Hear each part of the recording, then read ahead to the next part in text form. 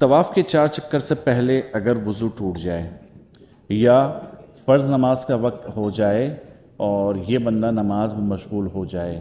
تو ایسے شخص کے لیے کیا حکم ہے؟ کیا یہ دوبارہ سے طواف شروع کرے گا اپنا؟ پہلے تو اس بات کو سمجھیے کہ طواف با وضو ضروری ہے، بغیر وضو کے طواف نہیں ہوتا۔ تو ایسا شخص جس کا وضو طواف کے 4 چکر سے پہلے ٹوٹا ہے وہ جا کر وضو کرے اور آ کر، بہت اچھی بات ہے، افضلیت کی بات ہے کہ اثر نو یعنی دوبارہ سے طواف کو شروع کرے پہلے چکر سے۔ لیکن اگر رش زیادہ ہے، دشواری ہے، تھکن ہے، تو جہاں اس کا وضو ٹوٹا تھا وضو کرنے کے بعد دوبارہ وہیں سے چکر شروع کر دے۔ یہی حکم نماز پڑھنے والے کا ہے کہ دوران طواف 4 چکر سے پہلے فرض نماز کا وقت شروع ہو جائے تو نماز میں شامل ہو جائے، اور نماز کے بعد چاہے